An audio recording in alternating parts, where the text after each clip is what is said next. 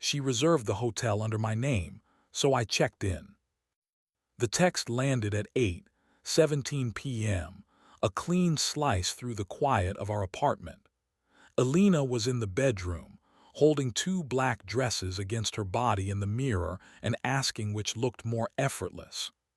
I said the one with sleeves, and she rolled her eyes the way she does when my taste betrays my practicality. The message wasn't for me, not exactly. It was a notification from the bank, a charge at the Alder and Oak Hotel, 3 blocks from the steakhouse where her coworker dinner was supposed to be. Our joint card, my name on the account. The hotel was small and expensive, more perfumed lobby than rooms, the kind of place you book when you want privacy to feel like a service you've purchased. "Do I look like I know what I'm doing with my life?" Alina asked, stepping into the sleeves anyway. "You look like you know what you want to order for dessert," I said.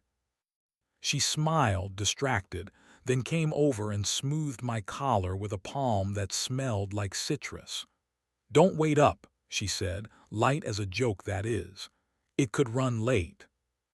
"Who's going?" I asked to make the question ordinary. "Just the product team." She kissed the corner of my mouth. "Julian's in town," she added like a weather report. "We've got to shepherd him around." Ah, Julian. The new VP with the immaculate suits, a man who probably slept face up so his hair would wake already convinced. I nodded and said something neutral. She left with a final grin thrown over her shoulder that landed in my chest and did its old trick of turning everything in there to heat. We'd been married 6 years. We were good at some things and professional at others. We had a ritual on Fridays where we shared bites of each other's dinner without asking. We touched in kitchens and doorways and elevators, quick presses that promised more when we weren't exhausted or preoccupied or performing competence for the world. None of it had a storyline that ended at a boutique hotel 3 blocks off her dinner route. The charge notification sat on my phone like a coin on my tongue.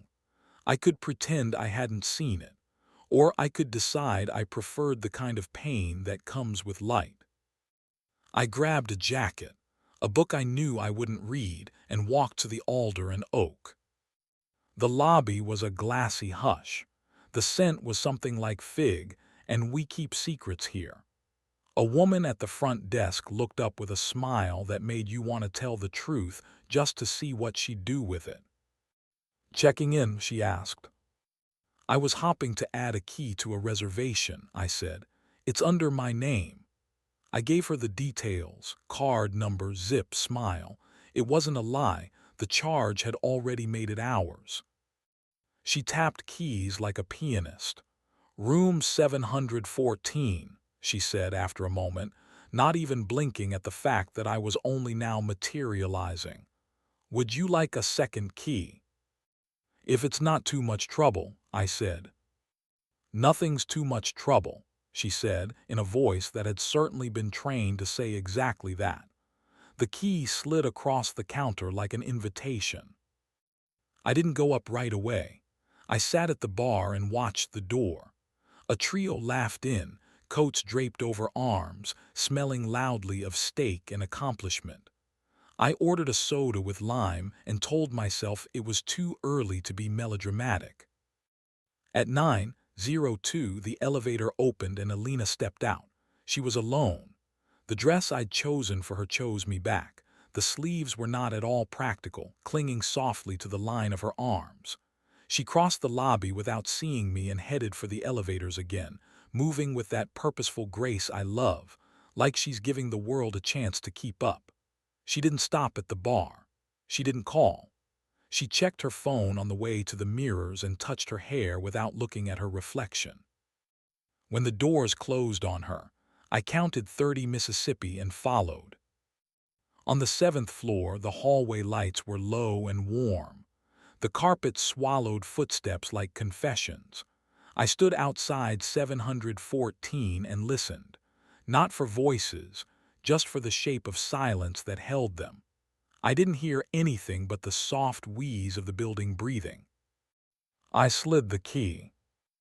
Elena didn't scream. She spun, immediate hand to throat, then dropped it when she saw me, color pouring out of her face like a tide going somewhere else. "Jamie," she said. It sounded like a small prayer and a problem. "Hi," I said, because I didn't know if I was going to be the man who brings thunder or the man who opens windows. Her hair was up. She never wore it up for steak. On the desk, a single glass turned upside down, a bottle of water, a still envelope with the hotel's crest. On the low bench at the end of the bed, her handbag closed, the zipper poised like a mouth about to speak. The bed itself was made perfectly, corners knife-sharp, as if resting were an act that required precision.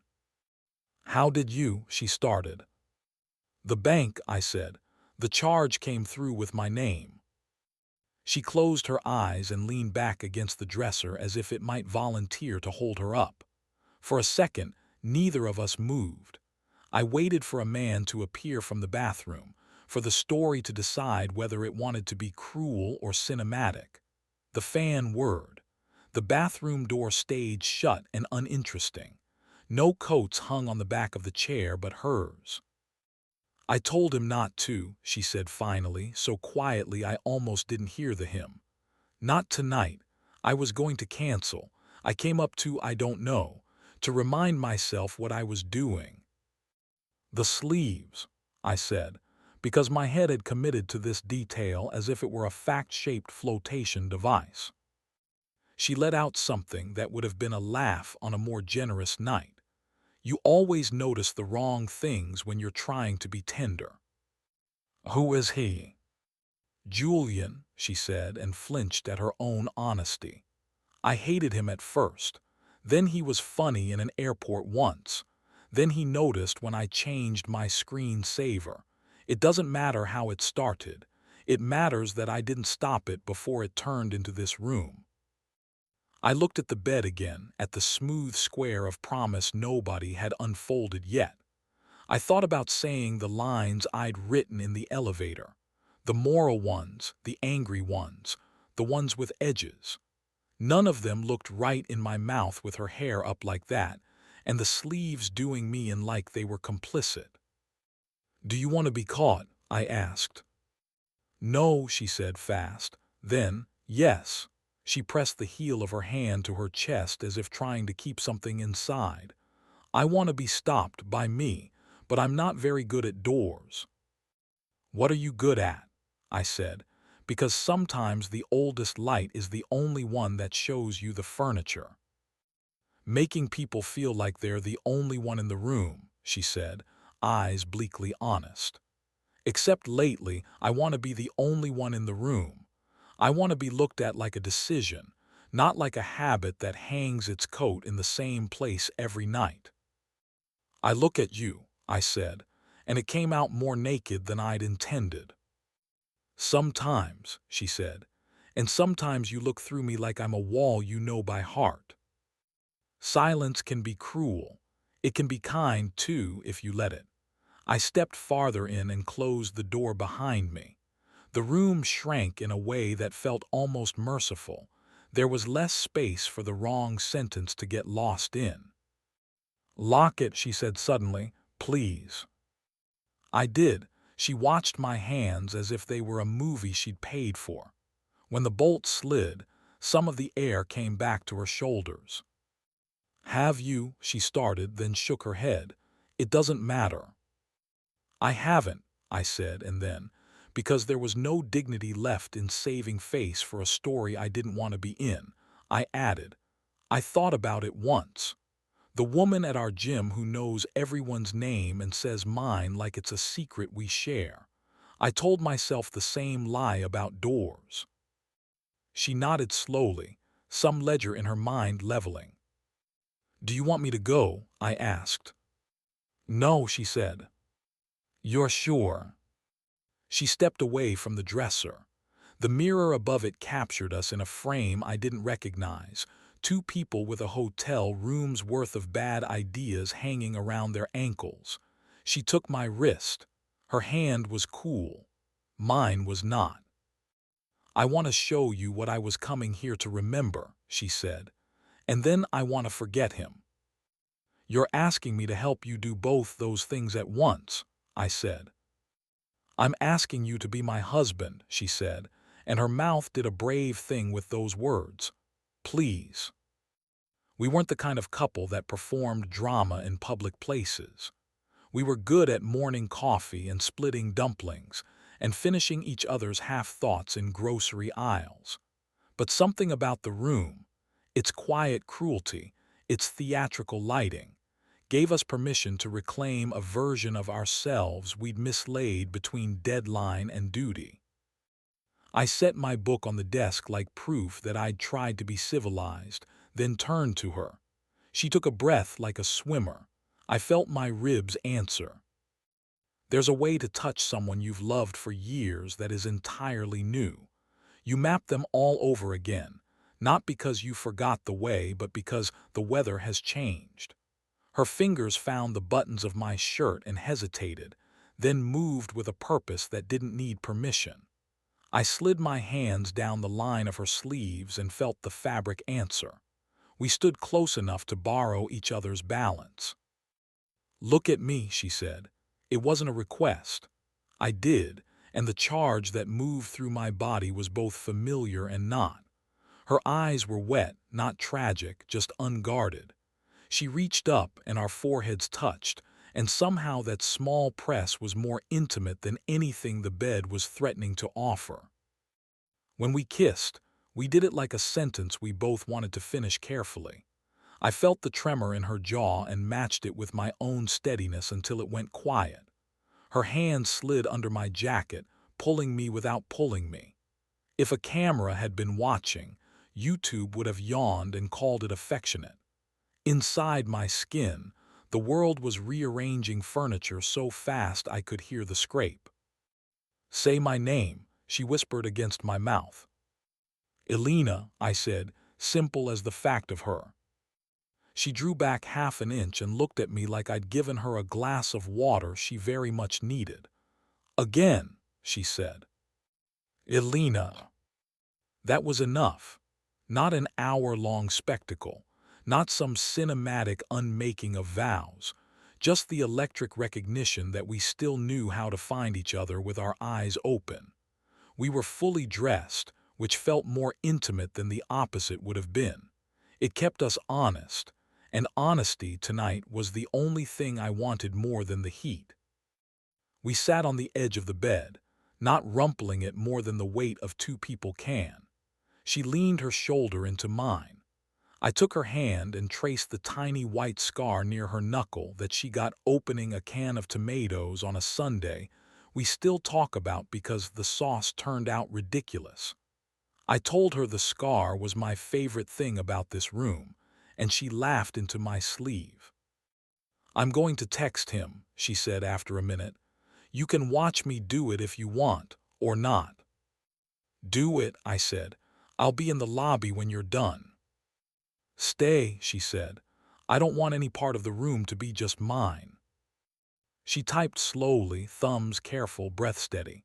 The message was short and not negotiable. This was a mistake. "I'm leaving the hotel and the story that brought me here.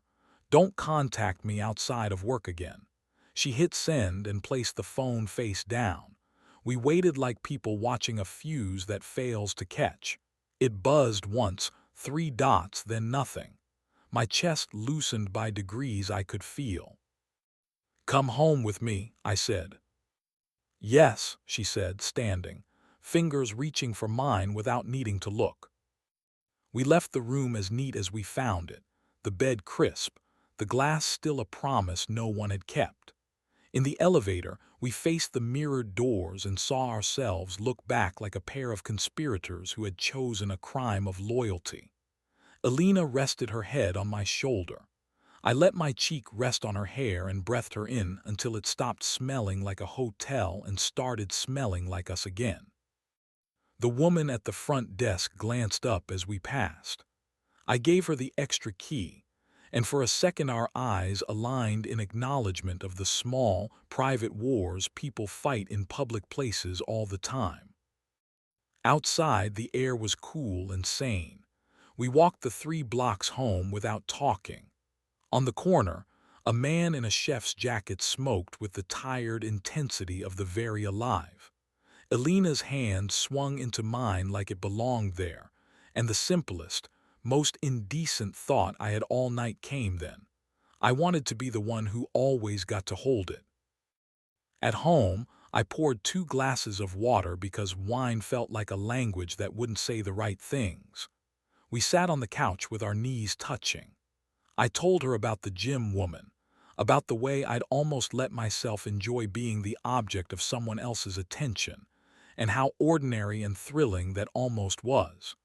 She told me about the airport joke, the screen saver, the weeks of wanting to be seen like a discovery instead of a dependency. We didn't trade points. We traded soft facts we'd each been hoarding like rationed sugar. I don't want to go back to being a wall you know by heart, I said, but I also don't want to live with a feeling that someone else has a key to our house.